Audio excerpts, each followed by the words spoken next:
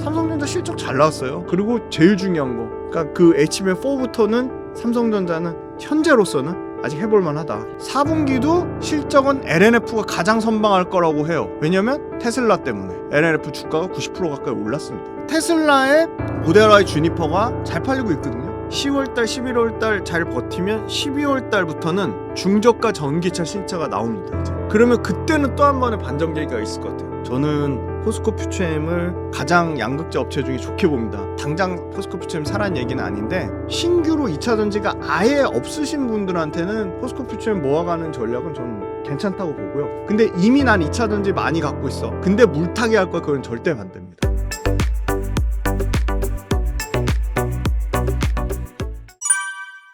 일단은 포스코 퓨처엠만 오른 건 아니고 요새 좀 전반적으로 2차 전지가 많이 올랐습니다. LG엔솔도 지금 오늘자 기준으로 하면 50% 연초 대비 상승률이 나왔고요. LG화학이 75%, 네, 삼성 SDI도 요게 어제자니까 한 40%, 포스코 홀딩스도 35%, 포스코 퓨처엠 70%, 여기에 빠졌는데 에코프로가 한 85%, 상승률로는 에코프로가 제일 높고요. 오늘은 급락 나오고 있지만 LNF도 한 80%대, 그 다음에 에코프로 BM 65%, 전반적으로 다 70%대 상승이 나왔는데 결론적으로 얘기하면 숫자가, 그러니까 실적이 완전히 좋아진 건 아닙니다. 솔직하게 냉정하게 얘기하면. 그리고 지금 실적에 대해서 여러 가지 얘기가 많이 나오는 거는 3분기 실적이 일회성이다. 그러니까 미국에서 전기차를 세액공제를 10월 달부터 못 받으니까 땡겨서 선수요로 한데 그 선수요 얘기를 막 오만 사람들이 다 얘기해요. 선수요 때문에 잠깐 오른 거다. 근데 그거 돼봐야지 아는 거거든요. 무슨 말이냐면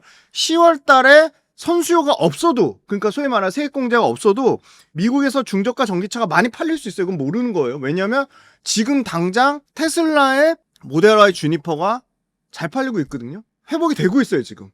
반면에 중국 BYD는 판매량이 꺾이고 있어요. 그 다음에 현대기아차 중저가 모델 있잖아요. 네. EV3, 그 다음에 최근에 나온 EV4, 그리고 아이오닉 시리즈, 아이오닉도 페이스리프트 버전, 그게 지금 잘 팔리고 있거든요. 뭐 예를 들어 삼성 SDI의 고객사인 BMW나 아우디나 벤츠 쪽에서 중저가 라인이 아직 안 나왔어요. 얘네도 중저가 라인 만들 거예요. 그 시기가 좀 필요한 거예요. 그러니까 결론적으로는 부정적인 관점에서 보면 야 그거 실적 일회성이 안 좋을 거야 하고 깎아내리는 거고, 긍정적으로 보는 데는 앞으로 세액공제에 상관없이 매력적인 중저가 전기차 신차들에 나오는 일정이 되면 회복이 될 거라는 겁니다. 그런데 지금은 전기차가 그래 실적 안 좋아 박살났어. 그럼 뭐 새로운 거 없어 했는데 ESS가 신규 성장 동력으로 떠오른 거예요. 에너지 저장 장치가. 그러니까 실적 결국은 포스코 퓨처엠을 필두로 실적이 턴어라운드 될 건데 실적에 대한 기대감이 올라갔는데 ESS라는 새로운 성장 동력이 생겼네? 그럼 ESS 그럼 매출 나와? 매출이 나옵니다. 그럼 매출 어디까지 나와? 연간 YOY 전년 대비 매출이 50%씩 성장하거든요. 근데 비중 작잖아. 맞아요. 비중 작아요. 비중 작은 걸로 ESS를 깎아내리는데 삼성 SDI가 어제 컨퍼런스 콜 했는데 우리 ESS 캐파를 26년도 기준으로 30기가와트까지 올려서 26년도 정도 되면 당장 내년이잖아요. 전체 매출의 ESS가 한 30에서 35%, 27년도 되면 45에서 50%로 전기차와 거의 1대1 수준까지 올리겠다고 했어요. 그러면 삼성 SDI가 그러면 LG엔솔은 가만히 있어요. LG엔솔도 굉장히 어떻게 보면 더 공격적이에요. LG엔솔 똑같이 26년까지 배터리를 ESS 쪽으로 30기가와트, 전체 매출이 예를 들어 LG엔솔이 27년 기준으로 한 30조 된다고 하면 30조의 40%인 12조를 거기서 낸다는 거예요. ESS에서. 근데 심지어 삼성 SDI는 수주 받은 것도 없는데 최근에 공격적으로 30기가와트라고 얘기한 거고, LG엔솔은 지금 엄청나게 지금 ESS 수주를 막 받고 있거든요. 지금 미국의 ESS 전문 발주주는 플루언스 에너지라든지 다양한 업체들한테 지금 러브콜을 받고 있어요. 제가 알기로는 2등 업체가 중국 BYD나 CATL 거에서 입장을 바꿔서 LG엔솔한테 아마 그 업체가 중국 업체가 ASC라는 업체예요. ASC한테 줄래다가 엔비전의 ASC 줄래다가 LG엔솔에 준다고 하니까 LG엔솔 단가를 올리고 우리 배터리 팩 형태로 납품 안 해. 우리는 시스템으로 할 거야. 너네 시스템으로 받을 건 받고 말려면 마.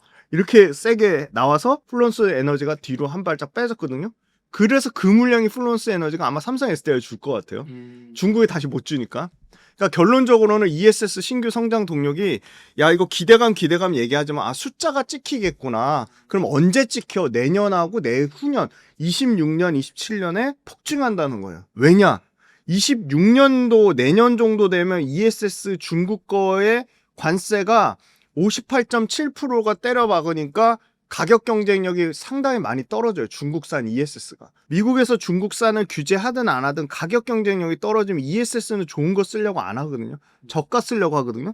그러니까 중국의 BYD나 CATL 걸 엄청 쓴 건데 지금 그 BYD나 CATL 거를 LG엔솔하고 삼성 SDI가 이미 많이 뺏기 시작했어요. 그 뺏기 시작하는 초입 국면이에요. 그리고 세 번째는 ESS가 당연히 지금의 미친 듯이 글로벌 메가 트렌드는 AI잖아요. 네. AI 데이터 센터에 백업 배터리 유닛이라고 BBU, 그리고 UPS, 무정전 전원 장치라고 AI 데이터 센터에 백업 배터리 유닛 BBU랑 UPS 무정전 전원 장치가 무조건 쓰이는 거예요. 에너지 저장 시스템이 신재생이 늘든 원전이 늘든 같이 이 엄청난 AI 데이터 센터가 소모하는 전력을 어딘가에 저장해 놓고 다시 써야 되니까 그 전력 소요에 따른 AI 모멘텀에 전기차 배터리도 엮인 거예요. 왜냐면 ESS에 들어가는 아까 말씀드린 BBU나 UPS 무정전 전원 장치를 엄청나게 지금 쓰는데 테슬라의 메가 팩토리, 그러니까 테슬라의 ESS로 미국 시장을 다 못 채우는 거예요. 그냥 나머지 2등 업체들 플루언스 에너지나 이런 데는 중국 걸 썼는데 이제 중국 거 안 쓰겠다는 거예요. 못 쓰겠다는 거예요.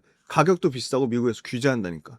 그 다음에 네 번째는 포스코 퓨처엠이 유독 주목받았던 거는 중국이 2차 전지 품목을 미국의 수출 통제를 결정했어요. 이거 수출 안 하겠다. 그러니까 당장 GM이랑 중국산 음극재를 쓰는 테슬라가 파나소닉 통해서 납품받는 중국 업체 거, 테슬라가 직접 받는 음극재 업체를 포스코 퓨처엠한테 발주 준 걸로 추정돼요. 이미 파나소닉 통해서는 실리콘 음극재도 하고요. 흑연 음극재도 하는 압도적으로 미국 시장에서 50% 넘는 점유율을 차지하는 게 BTR이라는 회사가 있거든요. 중국 회사예요. 샹샹이라는 회사가 있어요. 그 다음에 일본의 시네츠화학이라 있는데 이 세 개가 과점하는 데인데 거기에 압도적인 1등은 BTR인데 BTR 걸 안 쓴다는 거예요. 그러니까 대주전자재료한테도 기회가 생기고 테슬라가 중국산 음극재를 안 쓰니까 바로 사실은 포스코 퓨처엠의 흑연 음극재 공장이 완공도 안 됐는데 발주를 준 거예요. 6,710억을. 근데 이게 6,710억이 아니고 지금 캐파 자체가 지금 2만 톤 언더인데 최대 규모로 하면 8만 톤까지 키우면 연간 조 단위까지 매출이 늘어날 수 있다는 거고 확정 물량이 아니라고 했어요. 계약이 늘어날 수 있다는 거는 결국은 글로벌 탈중국 공급망에서 대체 가능한 데가 우리나라 업체밖에 없다는 기대감이 또 포스코 퓨처엠한테 반영된 거고. 그리고 마지막으로 수급인데요.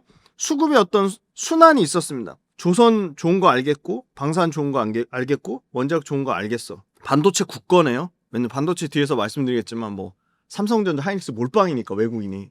근데 반도체를 딱 빼고 왔더니 야 조선 원전 방산 너무 비싼 것 같아. 그리고 바이오 좀 애매한 것 같아. 빈 수급이 있잖아요. 수급 비어있는. 네. 그쪽으로 2차 전지가 급격하게 들어간 거죠.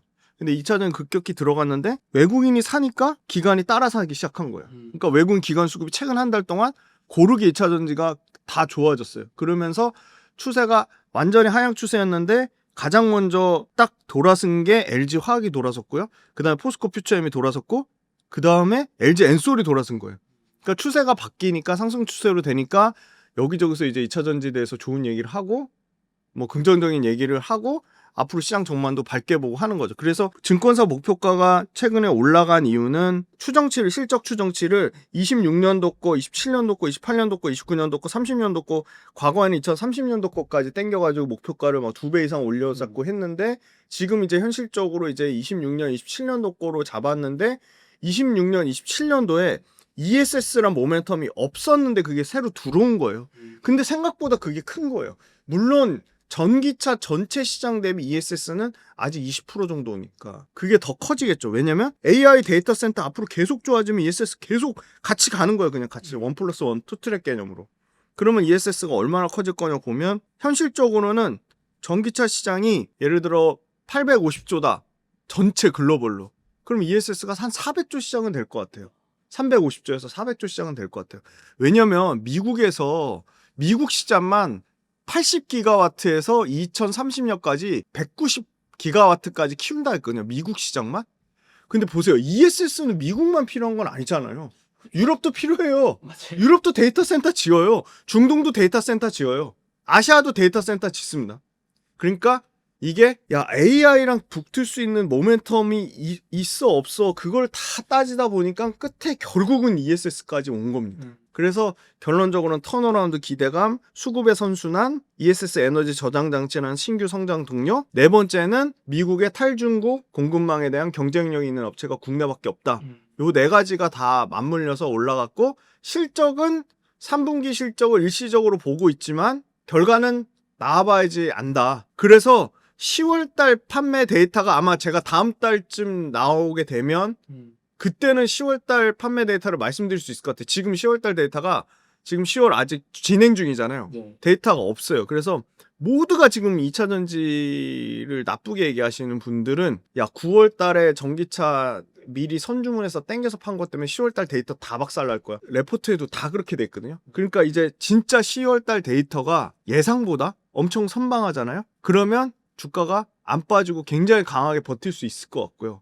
만약에 진짜 시장에서 예상하는 대로 컨센대로 10월달 데이터가 박살난다. 그러면 한 번 더 출렁일 건데 그러면 10월달 데이터 안 좋고 11월, 12월 계속 박살나냐라고 의견이 더 대부분이에요. 근데 10월달, 11월달 잘 버티면 12월달부터는 중저가 전기차 신차가 나옵니다. 이제 그러면 그때는 또 한 번의 반전 계기가 있을 것 같아요. 그리고 우리나라 삼성 SDI나 LG 엔솔이 지금 ESS를요 풀가동이 아니에요. 가동을 셋업해서 막 올리는 과정 중에 있어요.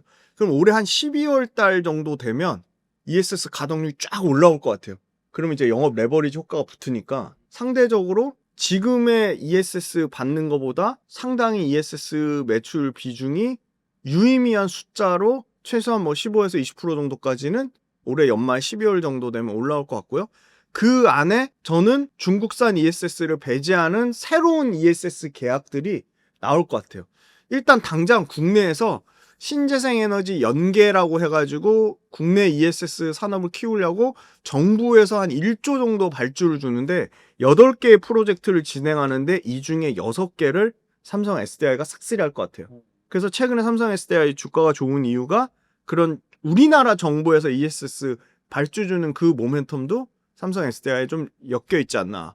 예전 같았으면요. 삼성 SDI 어제 실적 발표 났을 때 박살이 났어요. 영업이익이 컨센서스가 한 3천억 초반 정도 적자 볼 거라고 예상했는데 삼성 SDI 영업이익 적자가 5,999억이 나왔어요. 시장보다 더 나빴어요. 그러면 과거 불과 한 달 전만의 2차 전지 분위기라면 삼성 SDI 아마 마이너스 15% 갔을 겁니다. 당일날. 급락 나왔겠죠. 근데 너무 재미난 거는 삼성 SDI 당일날 10% 급등 나왔어요. 아니 그렇게 네. 실적이 2천억이 넘게 안 좋게 더 나왔는데 나쁘게 나왔다니까요. 네. 어떻게 오르죠? 네. 그게 이겁니다. 여기서 진짜 더 나빠져봐야 얼마나 더 나빠져봐겠어요. 이것도 큰 것 같고요. 두 번째는 진짜 ESS가 이제 전기차의 부족한 부분, 그러니까 전기차가 힘든 부분은 엄청나게 많이 메꾸겠구나. 그 기대감 두 개가 엮인 겁니다. 그래서 그 기대감이 계속 충족되는 걸 숫자로 보여주면 2차 전지는 안 빠질 것 같고요. 그게 못 받쳐준다? 그러면 이미 전기차에 대한 기대감은 없어요. 레포트도 전부 전기차는 다 계속 박살난다고 돼 있어요. 근데 모르잖아요. 말 그대로 전기차 나빠질 거라는 우려예요. 우려. 팩트가 아니고 가정인 거잖아요. 대봐야지 아는 거죠. 그래서 저는 10월달, 11월달 판매 데이터 너무 중요한데 좀 나쁘게 나올 것 같아요. 왜냐면 당연히 보조금을 1,000만 원씩 받다가 못 받으니까. 근데 그러면 모든 전기차 구매자가 보조금 받으려고 전기차를 사나요? 그건 아니잖아요. 전기차 자체의 고유의 경쟁력 때문에 전기차를 사는 거거든요. 그래서 저는 10월달, 11월달 판매가 예상보다 선방한다 그러면 엄청 잘 버틸 것 같고요. 나쁘다 해서 박살난다? 그러면 시장은 이제 내년에 전기차 판매량과 ESS가 전기차의 볼륨을 어느 정도 벌크업하냐에 따라 달려있을 것 같습니다. 그러면 지금 시점에 포스코 퓨처엠이나 여러 2차전지 가지신 보유자분들 혹은 이제는 바닥 찍고 올라오는 시기인가 하고 신규 매수를 고민하시는 분들이 있을 텐데 지금 포스코 퓨처엠 매수해도 괜찮을지 혹은 뭐 조정 시점을 좀 기다려 봐야 될지 좀 어떻게 보십니까? 포스코 퓨처엠이 아까 저희가 이거 표 띄워드렸는데 70% 올라왔다고 뭐 해도 고점에서 66% 빠졌어요. 저는 포스코 퓨처엠을 가장 양극재 업체 중에 좋게 봅니다. 또 이거 얘기하면 썸네일 무섭게 포스코 퓨처엠 사라 이렇게 달까봐 걱정은 되는데 그건 아니에요. 당장 그 포스코 퓨처엠 사라는 얘기는 아닌데 포스코 퓨처엠을 나쁘게 보는 이유는 두 가지입니다. 그게 제거되면 포스코 퓨처엠 올라가겠죠. 포스코 퓨처엠 왜 나쁘게 보냐. 첫 번째가 야 LFP 못하잖아 얘네. 대신에 포스코 퓨처엠은 LMR을 합니다. LMR 망간리치. 근데 포스코 퓨처엠은 전략적으로 LFP를 굳이 어중간하게 끼어들기보다는 LMR을 하는 게 낫다고 판단을 한 거고요. 물론 LNF는 공격적으로 내년부터 LFP를 합니다. 그래서 LFP가 단기적으로는 좀 더 주목받을 수 있지만 저는 LFP가 우리나라 업체가 뒤늦게 후발주자로 뛰어들어서 얼마나 많이 시장을 뺏었냐는 거에 대해서는 퀘스천 마크거든요. 그리고 모든 차종이 LFP를 다 공격적으로 하는 수준은 아니다. 만약에 LMR이 조금 더 빨리 상용화된다면 물론 포스코 퓨처엠이 LMR을 상용하는 시기는 27년입니다. 아직 1년 반이 남았어요. 그래서 더 포스코 퓨처엠이 LFP 모멘텀에서 더 떨어지는 측면이 있고요. 두 번째는 포스코 퓨처엠 ESS 쪽 매출 없잖아. 근데 그건 다 마찬가지예요. 그나마 여기도 ESS 쪽도 LNF가 ESS 매출이 제일 빨리 많이 늘어날 거라고 시장을 예측하고 있어요. 그런데 삼성 SDI가 지금 인디애나의 공장을 지금 자동차 스텔란티스 합작 공장 이름이 스타에너지입니다. 스타에너지 공장을 어제 그 실적 발표 때 전부 싹 다 ESS를 바꾸겠대요. 4개 라인 중에 2개는 NCA ESS, 2개는 LFP ESS. 그러면 삼성 SDI의 ESS 라인 전환되는 거 NCA 들어가는 거요. 전부 에코프로비엠이 다 못 가져가요. 왜냐하면 포스코 퓨처엠은 삼성 SDI 쪽으로 수주 받아놓은 게 있거든요. 그러니까 그쪽에서 가져갈 거예요. 포스코 퓨처엠하고 에코프로비엠이. 그러면 포스코 퓨처엠 ESS 수혜를 못 받는다? 그 말도 안 되는 얘기예요. 삼성 SDI의 그 수혜를 받을 거고요. 세 번째는 포스코 퓨처엠 미국 실적이 박살 날 거다. 그럼 상대적으로 미국 시장 포지션이 낮은 에코프로비엠과 LNF만 실적 좋을 거라고 얘기해요. 그것도 말도 안 되는 얘기예요. 미국 시장 나쁜 거 저는 일시적이라고 봅니다. 보세요. 에코프로비엠하고 상식적으로 생각을 해보자고. 에코프로비엠하고 LNF는 유럽 시장 비중이 높다고 치면 유럽 시장, 자 일단 그거부터 정정할게. 에코프로비엠 미국 시장 비중이 없다고요? 아니에요. 미국 시장 비중이 29.3%나 됩니다. 30%는 에코프로비엠도 미국 시장 포지션이 있어요. 왜? SK온 때문에. 자, LNF도요. 미국 시장 비중 20% 됩니다. 땅 프로가 아니에요. 자, 포스코 퓨처엠 미국 시장 비중 50%예요. 50% 넘어요. 55%. 그러니까 난리치는 건데 자, 그러면 미국하고 유럽 시장 봤을 때 미국 시장은 완벽하게 중국을 커버 쳐주죠. 네. 차단시키잖아요. 그렇죠. 근데 유럽은 중국 차단시키나요? 유럽은 지금 중국이 미친 듯이 활개를 치고 있어요. 유럽은 중국이 BYD가 CATL이 계속 유럽 시장 점유율을 엄청나게 뺐고 유럽 시장 유럽의 배터리 업체를 알아서 지금 막 자빠지잖아요. 그러니까 가장 큰 노스볼트가 떨어져 나갔죠. 근데 유럽이 중국 BYD랑 CATL이 자기네 시장을 계속 잠식하는 거 그냥 그대로 둘까요? 상식적으로 생각을 해보시자고요. 자, 미국에서는 완전히 중국을 커버 쳐줍니다.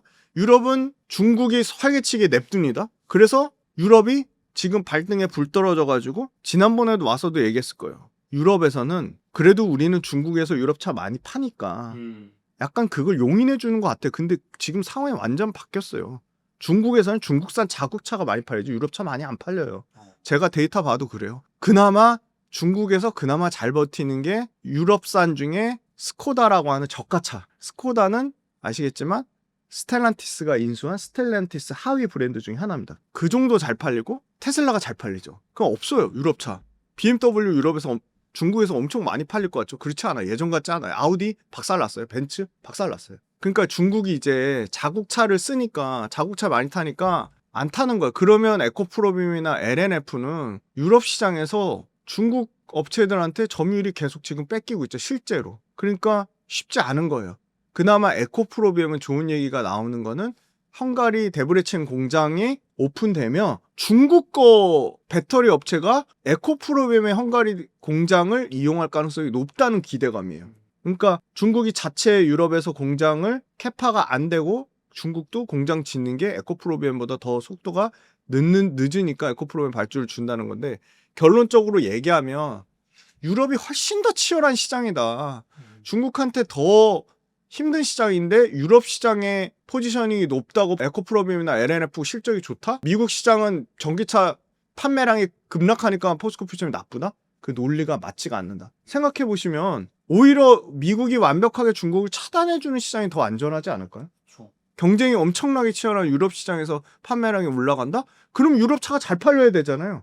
근데 유럽에서조차도 BYD는 연간 50에서 100%씩 판매량이 늘어나는데 유럽의 완성차 중에 BMW, 폭스바겐, 스텔란티스, 아우디, 벤츠는 판매량이 연간 50%는커녕 20-30%밖에 성장을 못하는 거죠. 그나마 그것도 보조금을 소멸했던 유럽 국가들이 보조금을 다시 살리고 있어요. 지금 또 재미난 게 영국, 독일, 프랑스 요 3개 국가가 유럽이 가장 전기차를 주려고 하는 시장인데 요 제2의 영국을 노리는 국가들 이태리랑 스페인이 새롭게 전기차 많이 팔리는 국가로 부각되고 있어요. 근데 이태리, 스페인이요. 유럽에서 전기차가 워낙 그 기저효과, 워낙 과거에 판매량이 적었으니까 근데 지금 이제 막 연간 70% 이상씩 막 팔리고 있어요. 막 말 그대로 폭풍 성장하고 있어요. 자, 그러면 이태리나 스페인 같은 회사들은 아직까지는 자국의 유럽차 BMW, 스텔란티스, 폭스바겐 거 차를 선호를 하는 거죠. 그러니까 이태리나 스페인, 뭐 체코 이런 데까지 중국 차가 아직 급격하게 침투가 안 된 거예요. 그러면 유럽에서는 그럼 계속 중국 차를 활개치게 냅둘 거냐? 아니에요. 최근에 유럽에서 TCA라고 역외 생산. 야, 너네 껍데기만 유럽 와서 팔지 말고 유럽에서 유럽 사람 고용하고 유럽에 기술 이전하고 유럽에서 완벽하게 세팅해서 유럽에서 생산된 중국 차를 팔아. 이렇게 된 거예요. 그게 아마 내년에 뭔가 구체적인 어떤 정부의 유럽 정부 정책의 가시적인 결과물들이 나올 것 같아요. 그럼 이러면 어떻게 되냐? 유럽에서 파는 중국 전기차 가격이 올라가겠죠. 유럽 사람 써야 되고 유럽에 원소재 갖다 해야 되니까 중국 입장에서는 싸게 못 파는 거예요. 그러면 상대적으로 아까 에코프로비엠 같이 헝가리에 공장 짓는 업체들, LG 화학처럼 유럽에 공장 갖고 있는 회사들, LG 에너솔루션처럼 폴란드에 공장 갖고 있는 회사들, 삼성 SDI처럼 유럽에 공장 갖고 있는 실제 유럽에 공장을 돌리는 지금 가동률이 안 나와서 박살나는 국내 업체들 수혜를 볼 겁니다. 근데 그건 시간이 존재하잖아요. 근데 미국에서 전기차 새로운 신차들은 당장 나오거든요. 그렇죠. 네. 그러면 저는 좀 역발상으로 생각해 봐야 되지 않을까. 지금 당장 중국을 커버 쳐주고 있는 미국 시장이 진짜 나쁠 거냐. 과연 미국의 소비자들은 세액공제, 그놈의 1,000만 원 세액공제 때문에 전기차를 안 탈 거냐. 그걸 근본적으로 한번 까봐야 된다고 생각합니다. 그래서 보면 레포트는 유럽 시장 비중 높은 LNF나 에코프로비엠에 대해서는 포스코 퓨처엠보다 훨씬 긍정적이에요. 포스코 퓨처엠 말씀드리면 이번에 실적 잘 나왔거든요. 네. 시장에서 영업이익을 250억대 예상했는데 667억이 나왔어요. 그중에 맨날 그 2차 전지 양극재 업체들 하면 까는 얘기가 이제 재고자산 평가 충당금 환입을 얘기하거든요. 재고자산 평가 충당금 100억이라고 돼 있어요. 이거 빼고도 BEP예요. 근데 LNF 요번에 223억인가 나왔거든요. 재고자산 평가 충당금 환입 빼면 적자예요. 그 다음에 에코프로비엠요. 지금 11월 3일날 조금 더 뒤에 나왔으면 좋았는데 그러면 더 완벽하게 비교가 되는데 에코프로비엠 11월 3일날 이제 실적 발표하거든요. 네. 얘네 400억대 영업이익 예상하거든요. 그럼 얘네 재고자산 평가 충당금 빼고 흑전인지 보면 돼요. 그러면 실질적으로 실적 관련해서 가장 선방한 게 포스코 퓨처엠이거든요. 그럼 왜 선방했냐? GM도 잘 팔렸고 현대기아차도 잘 팔렸고 포스코 퓨처엠이 골고루 다 판매량이 좋았습니다. 포드도 잘 팔렸어요. 유럽에서. 그래서 저는 사실은 포스코 퓨처엠이 실적이 잘 나왔음에도 불구하고 와 어떻게 이렇게 주가가 기가 막히게 반영하는 게 포스코 퓨처엠은 실적 잘 나와서 급등해야 되는데 그냥 꽉 눌렸어요. 기관들이 그냥 안 좋은 포스코 퓨처엠 과열이다 비싸다 레포트 쏟아내니까 박살. 근데 오히려 실적 컨센서스를 훨씬 미달한 삼성 SDI는 ESS 할게, ESS 우리 다 바꿀 거야, ESS로 이제 27년도에 연간 영업이 1조 낼 거야, 온갖 찬양하니까 삼성 SDI는 10% 폭등. 그래서 저는 결론적으로는 포스코 퓨처엠 시장의 예상과는 다르게 생각해보자. 반전 나올 수 있다. 그다음에 마지막으로 포스코 퓨처엠은 가장 완벽하게 우리나라에서 밸류체인 수직 계열화가 된 회사입니다. 포스코 홀딩스의 리튬을 이제 본격적으로 받기 시작했죠. 그런데 지난 2년 동안 계속 박살났던 리튬 가격이요 40% 이상 상승이 했습니다. 근데 포스코 홀딩스의 컨퍼런스 콜이 있었어요. 포스코 홀딩스에서 지금의 리튬 가격이 향후 2년 안에 2배 이상 상승할 거다. 그 얘기는 포스코 홀딩스로부터 직접 조달받는 포스코 퓨처엠의 원가 경쟁력이 에코프로비엠이나 LNF 리튬 광산이 없잖아요. 사다 쓰잖아요. 사급하잖아요. 원가 경쟁력에서도 포스코 퓨처엠이 좋을 수밖에 없다. 그래서 포스코 퓨처엠이 OP 마진이 8.9%까지 나왔어요. 근데 이 가장 핵심은 전구체와 리튬을 적격 전구체 비중이 이제 본격적으로 올라가는 어떻게 보면 실적 턴어라운드에서 적격 전구체의 도입의 초입 구간이다. 그래서 저는 조금 다르게 봅니다. 에코프로비엠, LNF, 유럽향 비중 높은 데가 오히려 조금 불안한 모습을 보일 수 있고 미국 비중 높은 포스코 퓨처엠이 저는 미국 시장의 판매량이 일시적으로 10월 달에 당장 9월 달에 1,000만 원 받던 보조금이 없어지니까 10월 달에 나쁠 수 있지만 그러면 냉정하게 우리가 10월 달 데이터를 보고 포스코 퓨처엠을 투자하는 건 아니니까 내년 상반기에 어떻게 되는지 보자. 그리고 ESS에 대한 포지셔닝이 없잖아. 그것도 말도 안 되는 얘기고 두 번째는 포스코 퓨처엠이 LNF나 에코프로비엠보다 뭐 양극재 기술력이 많이 떨어진다. LFP를 전략적으로 포스코 퓨처엠 자체 전략적으로 안 할 뿐이지 대신에 에코프로비엠이나 LNF가 등한시한 LMR을 포스코 퓨처엠이 굉장히 공격적으로 하고 있다. 제가 그 2차 전지 관련돼서 가장 큰 이사인 배터리 행사했잖아요. 네. 거기도 갔다 와서 포스코 퓨처엠 그 실무자분하고 얘기를 했는데 공격적으로 얘기하지 않아요. 굉장히 조심스럽게 얘기하는데 느낀 거는 보수적이지만 이 LMR이라는 거 그리고 LFP를 왜 전략적으로 하지 않는지 그리고 미국 시장에 대한 그 기대감, 미국 시장에 대한 기대감을 어떻게 포스코 퓨처엠이 잘 이용하고 있는지 그거에 대해서 신랄하게 들었거든요. 그래서 양극재 중에서는 일시적인 실적 개선의 효과는 포스코 퓨처엠만 해당되는 게 아니고 모든 양극재가 다 일시적인 실적 개선의 효과가 있기 때문에 포스코 퓨처엠은 양극재라는 것보다 최근에 주가 올라온 모멘텀이 이 탈중국 공급망 경쟁력, 소위 말하는 음극재의 경쟁력을 얼마나 밸류에이션을 애드하느냐에 따라 달려있다. 정말로 에코프로비엠이나 LG화학이나 없잖아요. LNF는 음극재조차 없잖아요. 그러니까 음극재 경쟁력을 밸류에이션에 추가로 넣을 수도 없잖아요. 그래서 국내에서 유일하게 양극재와 음극재 모두 글로벌 10등 안에 드는 기업인데 이거를 이렇게 실적이 잘 나왔는데도 이렇게 깎아내린다? 뭔가 포스코 퓨처엠을 어떻게 보면 역발상의 관점으로 보면 기회가 오히려 역으로 보면 기회가 있지 않을까 그렇게 보고 저는 양극재, 포스코 퓨처엠, LG화학, 에코프로비엠, LNF, 코스모신 소재 이 5개 중에 여전히 저는 포스코 퓨처엠을 가장 좋게 보고 만약에 포스코 퓨처엠이 주가가 만약에 지금 뭐 예를 들어 오늘 같이 LNF가 10% 박살나니까 포스코 퓨처엠 2, 3% 같이 빠진다? 그러면 신규로 2차 전지가 아예 없으신 분들한테는 포스코 퓨처엠 모아가는 전략은 저는 괜찮다고 보고요. 근데 이미 난 2차 전지 많이 갖고 있어. 근데 물타기 할 거야 그건 절대 반대입니다. 대표님 이렇게 긴 시간 동안 정말 분석을 해주셨는데 이런 분석을 모든 종목에 대해서 좀 듣고 싶은 분도 계실 거잖아요. 네네네네. 뭐 그런 분들은 좀 어떻게 하면 좋을까요? 아, 네. 맞습니다. 저는 이제 밥만 먹고 기업 분석하는 걸로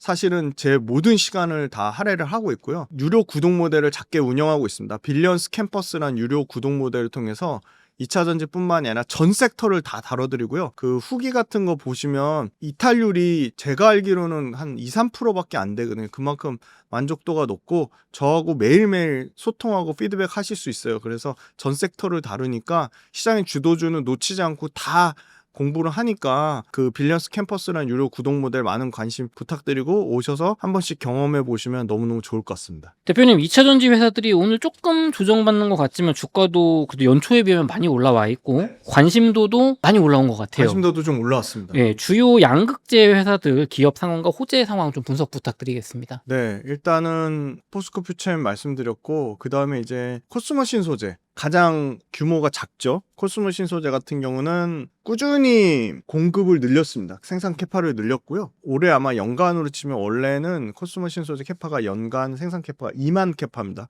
2만인데 올해 말까지 가면 생산 능력이 5배 정도 늘어나서 올해 말로 하면 10만 캐파까지 될 것 같아요.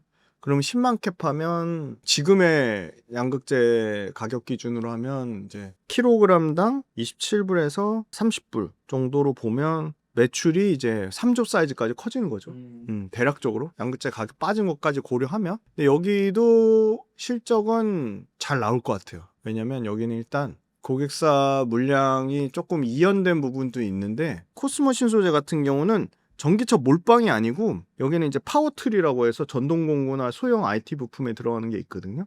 그래서 이쪽이 어느 정도 좀 회복이 되는 국면이 있고 그 다음에 이제 LG화학을 통해서 3일 전에 따끈따끈한 파나소닉의 그 양극재 공급업체로 LG화학의 소입경 얘기가 나왔는데 이게 아마 LG화학 들어가는 게 아마 코스모신 소재 소입경을 통해서 들어가는 것 같아요. 그러니까 파나소닉 쪽 물량도 있을 거고 그래서 일단은 캐파가 2만에서 여러 가지 부침은 있었지만 10만까지 5배 이상 캐파가 증설하면서 본격적으로 실적이 증가하는 국면이 나올 거로 보고 있고요. 두 번째는 얘네도 ESS 한다고 합니다. 그래서 ESS 관련된 매출이 생산이 4분기부터 시작된다고 해요. 올해 4분기. 그러면 대입경하고 소입경 중에 ESS가 차지하는 비중이 그래도 전체 매출 기준으로 보면 20% 언더까지는 올라오지 않을까 20%까지 기대하고 있고 지금 코스모신 소재는 약간 하이브리드예요. MLCC 전도성 페이스트라고 해가지고 삼성전기가 지금 주가가 신고가거든요.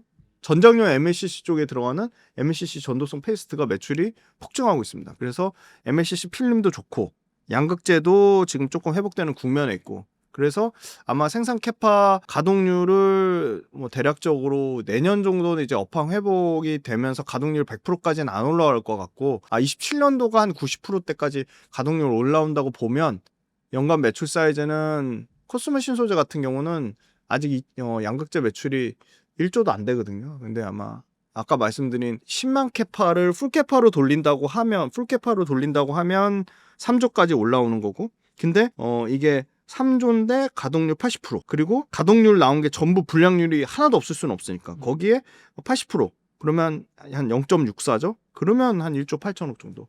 근데 시장이 1조 8천억을 잡아놓은 것 같아요. 그러니까 그 얘기는 무슨 말이냐? 최소한 26년도 정도 되면 매출 사이즈가 1조 한 5천억에서 1조 8천억까지는 커지지 않을까. 그게 26년도 말 정도 되면 그 정도 올라올 것 같고요. 사실은 LNF나 에코프로비엠만큼 여기도 드라마틱하게 실적은 개선됩니다. 그리고 당장 이제 그러면 올해 3분기 실적 어떨 거냐.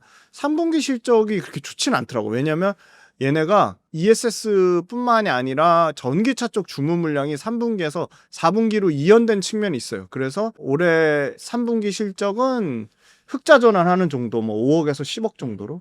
근데 원래 양극재 쪽 피크 찍을 때가 양극재 쪽 영업이익이 한 뭐 100억, 150억 정도 사이즈니까 아마 여기 한 4분기 정도 기점으로 양극재 이제 발주가 다시 재개가 된다고 하면 다시 그래도 영업이익 사이즈가 그래도 한 150억에서 200억 정도는 나올 것 같고요. 실제로는 코스모신 소재하고 솔브레인, 한솔케미칼 이런 회사들이 반도체가 같이 껴있으니까 MLCC 전도성 페이스트도 결국은 반도체 업황이나 연관이 되는 거니까 어떻게 보면 주가 변동성은 안정적이어야 되는데 유독 저평가됐어요. 왜 그 말씀을 드리냐면 한솔케미칼이나 솔브레인은 연초 대비 거의 90% 100% 올랐어요.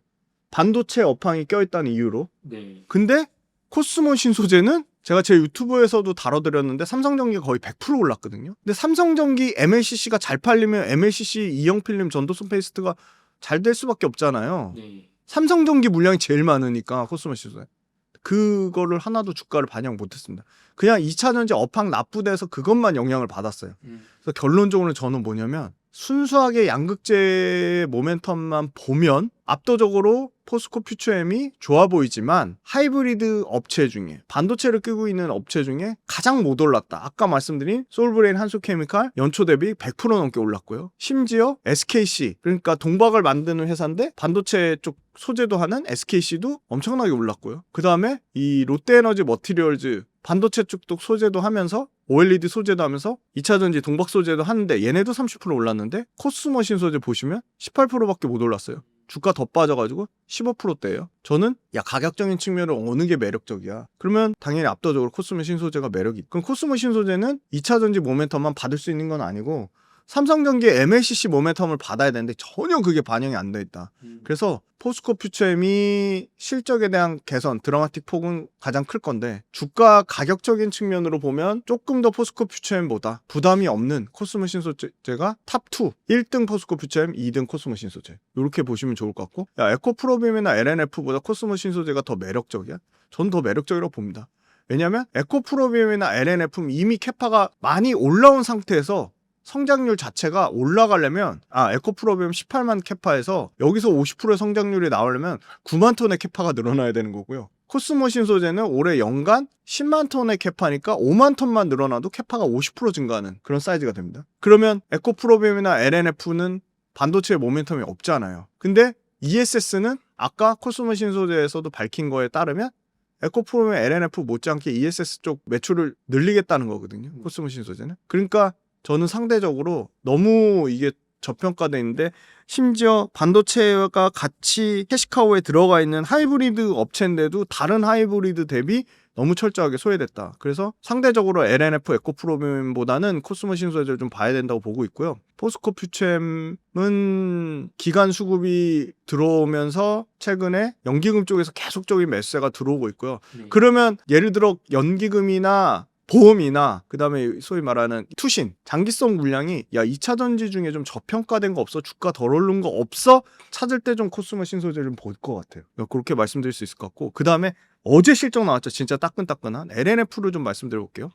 LNF는 너무 명확해요. 심플해요. 테슬라 좋으면 그냥 몰빵. 테슬라 몰빵이어서 연간 실적보다 지금 이제 2차전지 업체들은 분기 실적을 보셔야 돼요. 근데 저는 이것도 좀 차이가 나는 것 같아요. LNF는 분기에 25% 올랐죠. 매출이 6,500억대. 매출 나쁘지 않아요? 아니, 이렇게 상대적으로 비교해 보시는 게 너무 중요해서 말씀드린 거예요. 자, 포스코 퓨처엠 전분기 대비 얼마가 올랐냐? 93% 올랐네요. 와, 매출이 그렇게 올랐나요? 분기 대비? 전 분기 대비 와. 출하량으로 93% 올랐고요. 매출은 88% 올랐습니다. 그러면은 전 거의 분기 대비 2배 가까이 네, 오른 그쵸. 건데. 2배 올랐습니다. 근데 LNF 실적 나쁘지 않았다고 했는데 전 분기 대비 25% 차이가 나죠. 자, LNF 영업이 221억이네 정확하게. 제가 아까 223억이라 했는데 수정합니다. 시장 예상치 소폭 상회했습니다.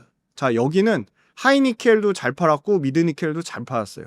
하이니켈은 33% 증가했고 미드니켈은 76% 증가했는데, 여기도 리튬 가격 급등한 거 전분기 대비 30% 환입 효과가 있었어요. 얼마 환입했냐? 재고자산 평가 충당금 사이즈가 포스코 퓨처엠이 훨씬 큰데, 요거 비교하는 방법을 자, 에코프로비엠 실적 나오면 QOQ 대비 증가율 한번 비교해 보시고요.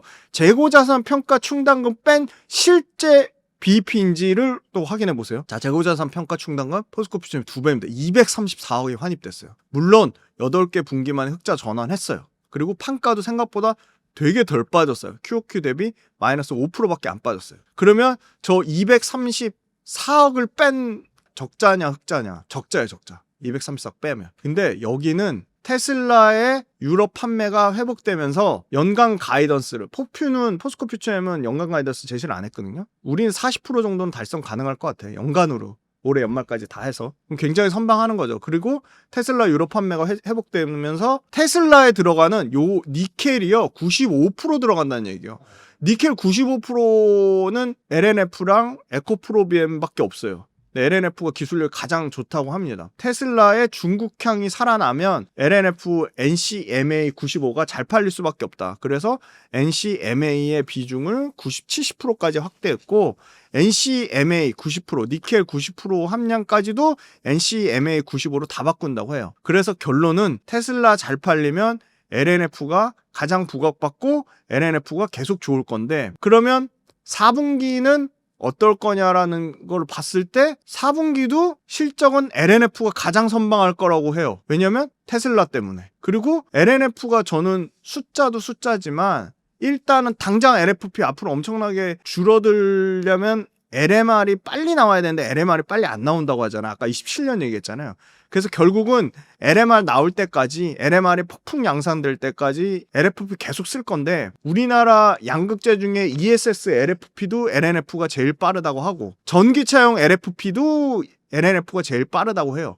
그래서 상대적으로 그런 모든 부분들을 반영해서 LNF 주가가 90% 가까이 올랐습니다. 그러니까 포퓨만 오른 게 아니에요. LNF도 90% 올랐고 에코프로비엠도 70% 올랐습니다. 포퓨는 목표 주가를 막 하향하거든요. LNF는 목표 주가를 올려요. 봤더니 실적이 가장 덜 빠진다는 게 첫 번째고요. 두 번째가 ESS 관련된 LFP 양극재를 LNF가 가장 공격적으로 한다는 거. 그거를 사실 긍정적으로 봐서 그 두 가지 측면을 좀 강조해서 LNF를 좋게 보는 것 같고, LNF가 미국 노출도가 적어서 전기차 보조금 영향이 제한적이고 유럽과 중국 포지셔닝이 높아서 유럽 중국향 때문에 LNF는 실적이 계속 좋아질 거다? 이거는 확인해 봐야 된다. 그래서 결론적으로는 ESS와 LFP 노출도가 가장 높은 LNF가 계속 실적이 좋을 거다라고 얘기는 하고 있습니다.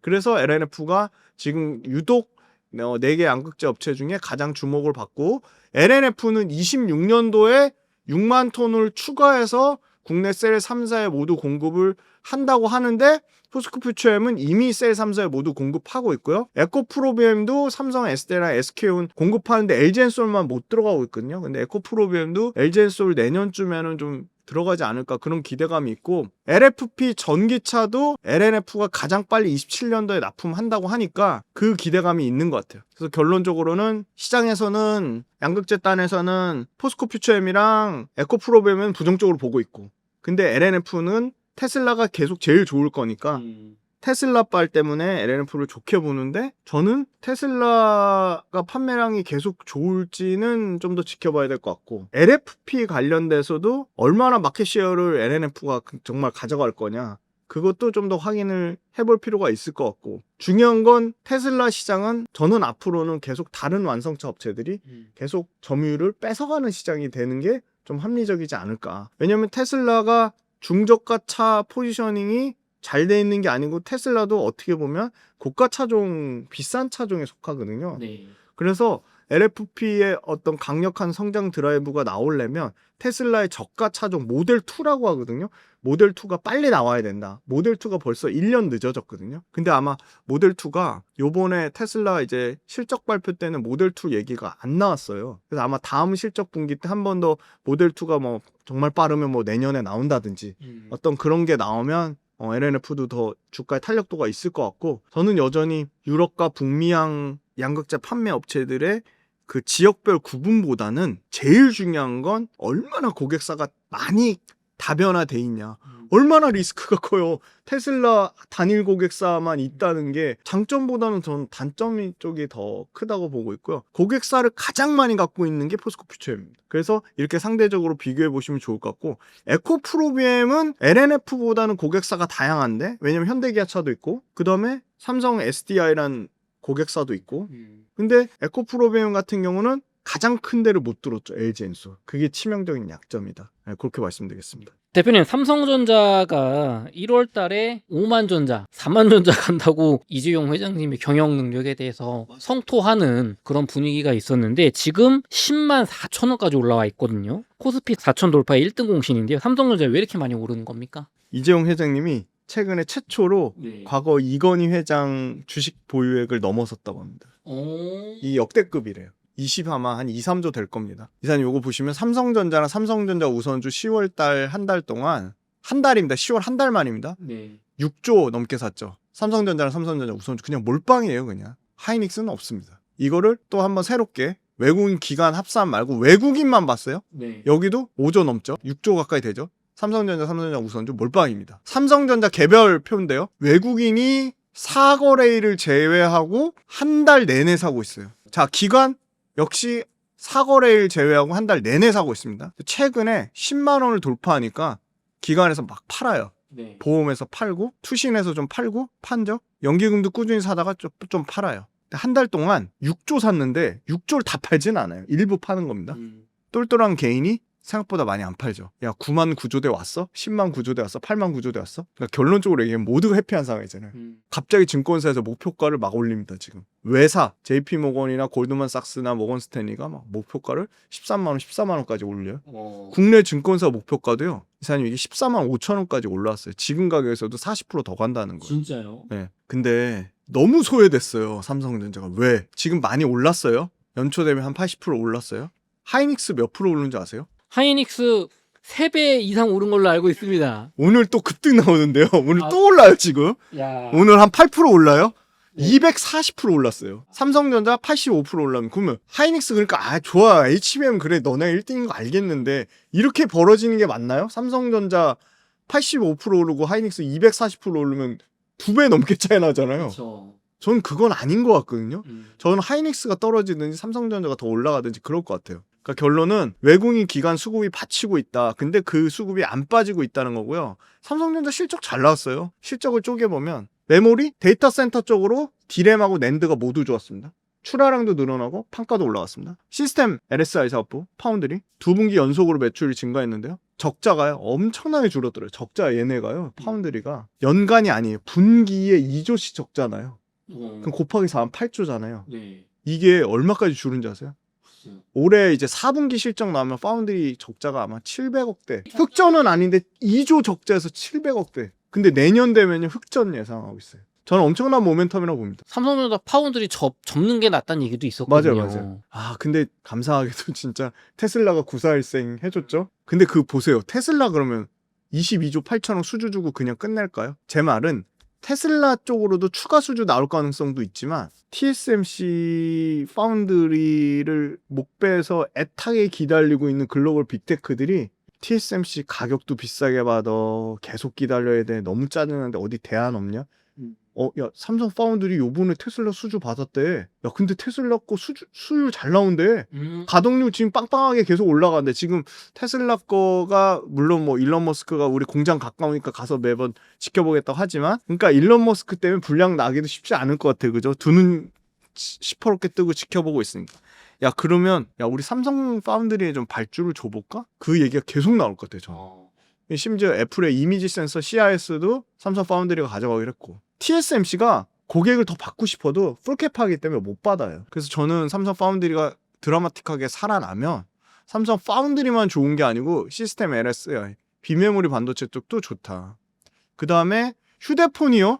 지금 요새 애플 아이폰 잘 팔린다고 난리치고 있는데 그거 얼마나 갈지는 모르겠어요. 왜냐면 아이폰이 예전처럼 혁신이 없어요. 그리고 제일 중요한 거 왜 접능폰 삼성전자 낼 때 안 내고 계속 간보다가 이미 뒤떨어졌거든요. 이미 삼성전자가 폴더블 폰을 지금 완전 장악했거든요. Z 플립 7 나온 게 국내 스마트폰 시장 점유율 80% 돌파한 건 당연한 거고 글로벌로도 폴더블 폰은 애플하고 격차를 좀 벌렸어요. 지금 애플이 폴더블 폰 낼 건데 이미 늦었어요. 그리고 애플은 뭐 여러 가지 지금 폴더블 폰 관련돼서 막 노이즈가 나오고 있어요. 휴대폰 생각보다 잘하고 있다.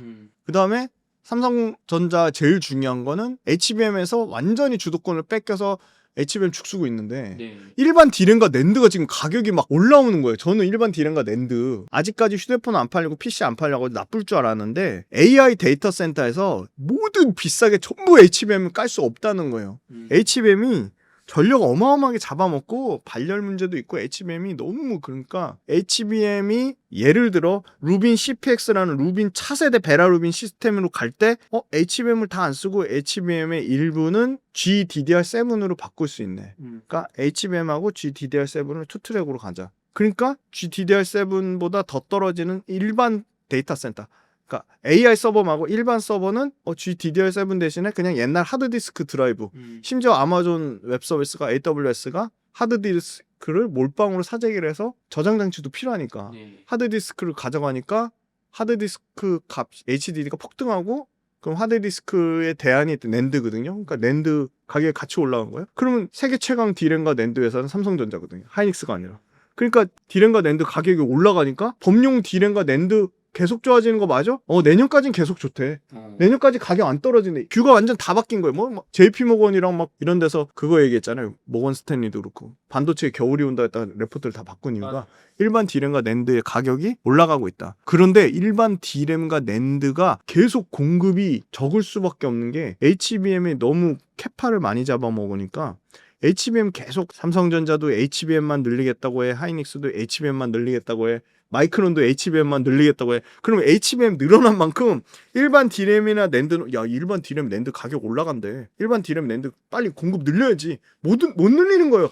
지금 돈은 HBM이 잘 되니까 우리는 HBM만 늘릴 거 해서 그나마 가장 일반 D램과 낸드 캐파를 많이 갖고 있는 삼성전자도 HBM 쪽에 빠져있다 보니까 생각보다 일반 D램과 낸드 시장이 막 좋아지는데 삼성전자 공급을 안 늘리는 거예요. 그러니까 가격이 안 빠진다는 거예요. 그러니까 D램과 낸드가 너무 좋으니까 재고가 급격하게 줄었어요. 제 친구한테 확인하니까 D램과 낸드가 정상 재고가 7주에서 8주인데 6주까지 떨어졌대요. 이게 4주까지 떨어진다는 얘기가 있어요. 지금 그냥 계속 쇼티진 거예요. 재고가 그렇게 줄어든다는 거는. 4분기까지는 계절적인 비수기인데도 재고 축적 의지가 엄청 강하대요. 그러니까 내년 상반기가 그냥 일반 D램과 일반 낸드 시장, 메모리 시장의 변곡점이다. 그럼 누가 가장 수혜를 보냐? 메모리 반도체 최강자인 삼성전자가 제일 수혜를 받는 거죠. 그리고 HBM을 결국은 일부는 일반 레거시 D램의 최상위 버전 DDR7이나 DDR6로 교체를 한다는 거예요. 그래서 결국은 이 CSP 업체라고 하이퍼스케일러라고 하는데 클라우드 서비스 프로바이더 약자거든요. 네. 이 CSP 업체는 다 북미의 빅테크 업체들인데 얘네가 D램 공급 부족을 우려해서 계속 선발주를 주고 있다. 그래서 D램하고 낸드 가격이 안 떨어지고 있다. 그리고 삼성전자는 파운드리 사업의 바닥을 확인했다. 왜냐하면 테슬라가 살려줘서 테슬라뿐만이 아니라 계속 테슬라 그 외의 고객들이 늘어날 걸 보고 있다. 그리고 HBM4부터는 하이닉스가 완전히 지금 HBM3, 2, 12다는 하이닉스가 60%의 점유율인데 그 60% 점유율을 HBM4에서도 가져갈 거냐 그건 몰라요. 물론 HBM4 관련돼서 퀄테스트 속도는 하이닉스가 여전히 제일 빠른데 아직 실제 양산은 하이닉스가 1등을 차지할지 삼성전자가 1등을 차지할지 마이크론이 1등 차지할지 몰라요. 그러니까 그 HBM4부터는 삼성전자는 현재로서는 아직 해볼만 하다. 왜냐면 하이닉스가 HBM4 양산 시작됐어요 하지 않았어요. 그리고 삼성전자는 HBM에 대한 주가에 기대감이 없다가 10만 원이 됐으니까 HBM 기대감이 왕창 포함되어 있다? 그것도 아닌 것 같아요. HBM 기대감 여전히 없어요. 그러니까 최근에 이 얘기 나오더라고요. HBM 가격을 우린 하이닉스보다 조금 경쟁력 있게 20-30% 낮춰서 가져가겠다. 그러면 엔비디아 입장에서 HBM은 필요한데 굳이 하이닉스한테 비싸게 주고 HBM을 구매를 할까요? 물론 하이닉스가 아주 인상 깊었던 제가 컨퍼런스 콜에서 들은 얘기는 우리 요번에도 가격 협상 잘 돼가지고 안 깎았어. 근데 그거 26년도 내년 거까지는 그렇다 쳐요. 27년도부터 삼성전자가 이제 HBM3, 12단 엔비디아 퀄테스트 통과했거든요. 기사로도 나왔잖아요. 12단 드디어 통과해서. 근데 또 그거 가지고 막 물량 얘기하지. 물량 그 뭐 초도 물량 만장 가지고 얘기하냐. 이제 만장 스타트 끄는 거예요. 그럼 이제 엔비디아 입장에서 삼성전자랑 하이닉스랑 마이크론 계속 가격 경쟁 시키겠죠. 그래서 저는 하이닉스의 HBM 비싸게 받는 거 이제 1년 정도 남지 않았나. 내년 거까지는 다 팔았다고 하니까. 그러면 내년 정도 말 정도만 돼도 삼성전자가 HBM 가지고 가격으로 만약에 승부를 건다? 삼성전자는 HBM이 앞으로 좋아질 일만 남은 거고. 그러니까 좋아질 일이라는 게 시장 파에서 커지고 삼성전자도 HBM 포지셔닝이 앞으로 여기서 더 늘어나지 줄어들진 않을 것 같고. 하이닉스는 이미 HBM 풀캡하니까 상대적으로 생각해보면 그러면 HBM 기대감도 삼성전자에 반영되면 더 성장의 포텐이 남아있지 않나 그렇게 보고요. HBM이 늘어난다는 얘기는 삼성전자 입장에서 일반 D램과 낸드 캐파는 자연 감산되는 거니까 그거에 대한 영향도 있을 거고. 그리고 파운드리가 만약에 내년에 흑전한다? 내년 말쯤에 흑전을 한다? 그럼 삼성전자 파운드리의 밸류를 다시 재평가해야죠. 지금은 파운드리 밸류에이션은 연간 2조 넘게 적자 내는 거니까 아예 밸류에이션을 오히려 깎아먹고 있잖아요. 그런 측면도 있고. 우리나라 증시가 좋아진다고 하면 우리나라 증시에 삼성전자가 3,000조 중에 600조잖아요. 그럼 얼마죠? 20%잖아요. 우리나라 증시를 사야 되는데 우리나라 증시 좋아진다는데 삼성전자 안 살 수 없잖아요. 그 측면도 있는 것 같아요. 좋습니다. 대표님, SK 하이닉스 주가도 52만 원을 돌파했거든요. 이게 25년 최저가가 15만 7천 원이었는데 3.5배 이상 상승한 가격이에요. 이거 괜찮은 가격인가요, 지금 SK 하이닉스? 지금 SK 하이닉스가 연간 영업이익이 뭐 70조 얘기 나오고요. 네. 많게 보는데 80조까지 나오거든요. 근데 이제 400조니까 만약에 70조 나온다고 하면 PER 6배니까 여전히 싸다라고 얘기할 수 있는 거고 70조 나온다고 하면 가장 나쁘게 보는 데가 뭐 한 55조 이렇게 보더라고요. 근데 이번에 실적도 잘 나왔잖아요. 실적이 폭증했죠. 11조 3천억 나왔으니까 11조 3천억 곱하기 4하면 45조잖아요. 네. 그러니까 당장 올해만 해도 45조 실적 나온다는 거니까 어마어마하게 좋은 거고. HBM 자체는 계속 커질 수밖에 없죠. 왜냐면 엔비디아 차세대 버전에 26년도에 루빈 200에 288GB가 들어가고요. 27년도에 루빈 300에 1024예요. 메타도요. HBM MTIA 메타 자체 칩 요게 128에서 192GB로 늘어난대요. 이거는 LPDDR5. 그래서 엔비디아가 결국은 차세대 루빈 300으로 갈 건데 루빈 200보다 3.6배 더 많은 HBM 용량이 필요하고 그거는 27년도니까 내년부터 당장 해야 되는 거죠. 그래서 HBM 캐파는 총 공급량, 웨이퍼 투입량이라고 하는데 월에 36만 6천 장에서 27년도에 66만 5천 장으로 한 70%는 증가할 것 같다. 그러니까 HBM은 여전히 수요가 급증하고 있다. 근데 좀 걱정되는 거는 이 모든 것들이 다 막 오픈 AI를 통해서 나오거든요. 네. 아, 저는 오픈 AI 그 어떻게 돈도 못 벌잖아요. 돈 여기저기서 이제 투자 받으려고 계속 하잖아요. 네. 그리고 계속 우리 지분 줄게 해서 엔비디아에 지분 주고 대신 엔비디아 칩 우리가 사갈게 하고 하는데 나중에 이거 어떻게 감당하려고 하나 그런 리스크는 있어. 근데 우리 삼성전자 하이닉스 입장에서는 우리는 HBM 많이 팔면 되니까 어찌됐든 그렇죠. 돈만 받으면 되니까 근데 걱정은 많이 됩니다. 근데 오픈 AI가 와서 또 막 설레발 엄청 쳤잖아요. 야, 우리가 900만 장 캐파 삼성전자 하이닉스 900만 장 캐파면요 삼성전자 하이닉스 전체 합산 캐파의 70%예요. 그것도 심지어 증설한 내년분 거에 어마어마한 양이거든요. 뭐 그걸 팔 수 있다면 너무 좋죠. 하이닉스 같은 경우는 HBM이 예전과는 다르게 기술적으로 난이도가 계속 올라가고 그 다음에 캐패스 투자가 계속 제한적이라고 하면 삼성전자가 HBM4에서 지금의 주도권을 하이닉스한테 계속 뺏긴다는 전제 하에 보면 SK 하이닉스는 계속 좋을 거고요. 만약에 하이닉스는 지금 미는 거는 HBM이니까 HBM 관련돼서 경쟁력이 삼성전자한테 자꾸 시장 파일을 뺏긴다? 그러면 하이닉스의 HBM의 높은 가격, 협상력은 떨어질 거고 마진이 떨어질 거고 이익은 줄어들 겁니다. 근데 그게 아직 당장은 안 올 것 같아요. 그래서 하이닉스에 대한 이익 추정치가 뭐 70조, 80조 이렇게 계속 추정치가 올라가는 거고 하이닉스도 물론 일반 디램과 낸드에 대한 타이트한 공급 영향을 받습니다. 그러니까 일반 디램과 낸드를 하이닉스도 하니까 하이닉스도 일반 디램과 낸드가 좋아지면 당연히 하이닉스도 수익성이 계속 개선되는 거고요. 그래서 HBM만 보면 오픈 AI랑 오라클이랑 엔비디아랑 AMD랑 구글이랑 마이크로소프트랑 아마존이 계속 투자 엄청나게 계속하면 그거에 대한 최대 수혜는 HBM이 될 거고 HBM 증설하면 하이닉스가 될 건데 하이닉스는 공급 캐파가 맥스 10%예요. 맥스. 더 늘릴 수 있는 게. 그러니까 청주 지금 하고 이천 공장 M15 팹을 늘린다고 하는데 10%고요. 삼성전자는 HBM 수주를 많이 못 받아서 팹에 여유가 있어요. 저는 그런 측면으로 봐도 아무리 봐도 삼성전자가 더 좀 HBM 쪽으로도 경쟁력이 있다고 보고 하이닉스는 냉정하게 얘기하면 갖고 계신 분들 입장에는 HBM이 꺾이는 거 보고 그러니까 HBM 가격이 떨어지는 거 보고 HBM 점유율이 갑자기 이런 기사가 막 나올 거예요. 삼성전자가 하이닉스의 HBM 점유율을 뺏기 시작했다.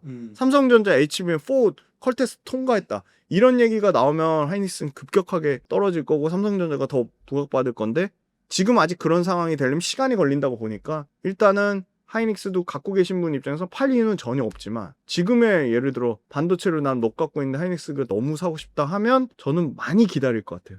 훨씬 지금 가격에서 최소한 뭐 30% 이상 빠질 때까지 기다릴 것 같아요. 하이닉스가 신규 매수를 생각하시는 네네네. 분들은 적어도 30% 이상 빠질 때까지 네네. 기다리겠다. 네. 그 가격 안 올 수 있잖아요. 네. 그러면 저는 그냥 하이닉스를 안 살 것 같아요. 고평가일 수도 있다. 지금이 고평가라기보다는 고점일 네. 수도 있다. 실적이 이제 꺾일 수 있을까? 삼성전자에 뺏길 수 있으니까. 네. 하이닉스가 지금의 여러 가지 뭐 HBM 뭐 탑티어라는 거, 그다음에 하이닉스가 HBM 시장의 점유율이 높아서 HBM의 주도권을 하이닉스가 계속 몰빵 가져가면서 HBM 가격도 계속 높을 거고, HBM 관련돼서 엔비디아의 하이닉스가 계속 수혜를 받을 거다.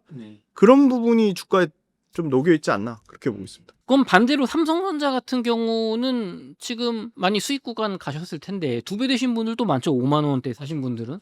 그럼 이런 분들은 더 가져가도 좋을지 혹은 좀 팔아야 될지, 그리고 신규 매수 관점도 좀 부탁드리겠습니다. 삼성전자 갖고 계신 분은 일단 수급이요 되게 의미가 있어요. 지금 10만 원대도 이렇게 많이 들어왔다는 거거든요. 보시면 6조 들어왔잖아요. 6조.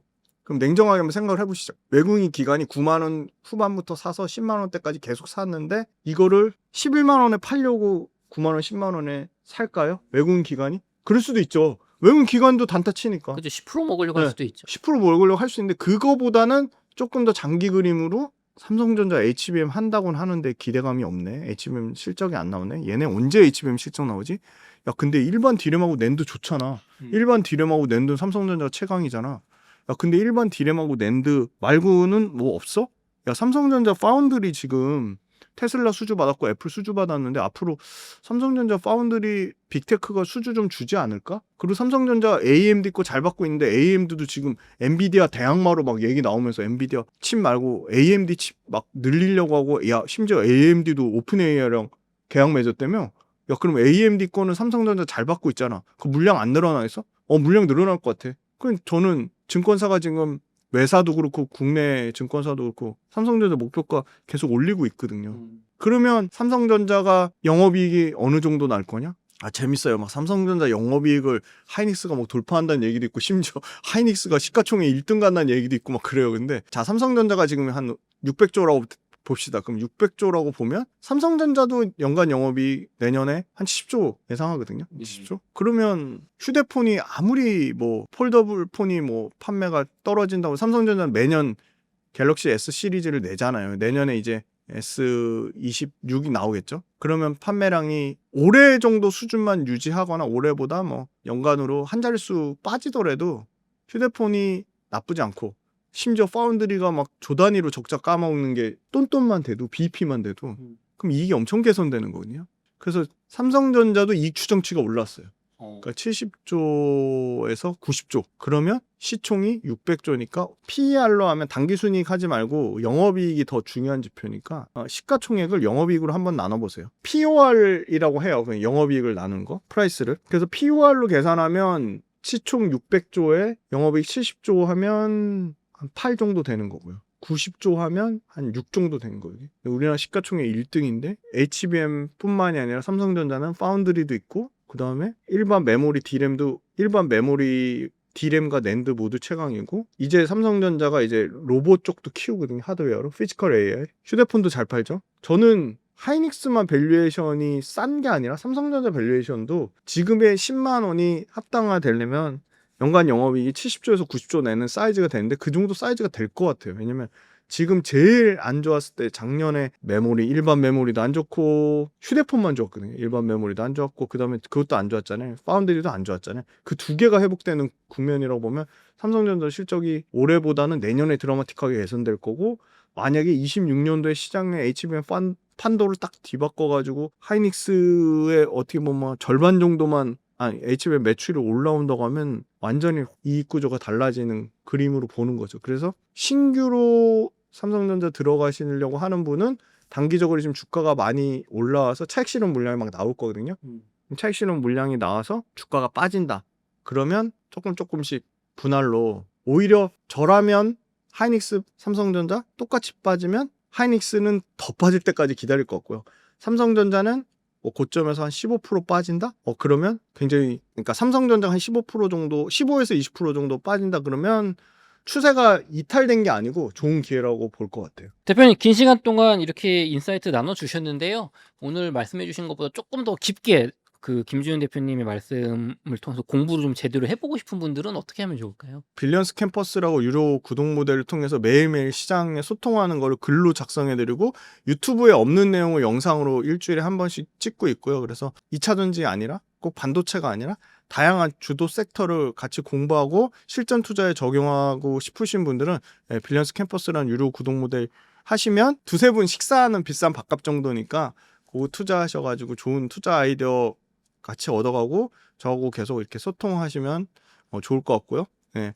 그래서 저는 이제 빌리언스 캠퍼스 잘 되면 그 빌리언스 캠퍼스 유료 구독 모델 들으시는 분들이랑 같이 이렇게 정기적으로 어떤 투자 마을 만드는 게 제 꿈이에요. 투자 마을 만들어서 실제 기업에 실무 계신 분들 초대해서 뭐 초대석도 하고 실제 그 기업 같이 탐방 가는 것도 제 목표입니다. 그런데 그러려면 좀 사이즈가 커져야 돼서 빌리언스 캠퍼스 유료 구독 모델도 좀 많은 응원 부탁드리겠습니다. 이렇게 김지훈 대표님과 인터뷰를 마치도록 하겠습니다. 다음 달에 또 모시고 인터뷰 나눠보도록 하겠습니다. 감사합니다. 감사합니다.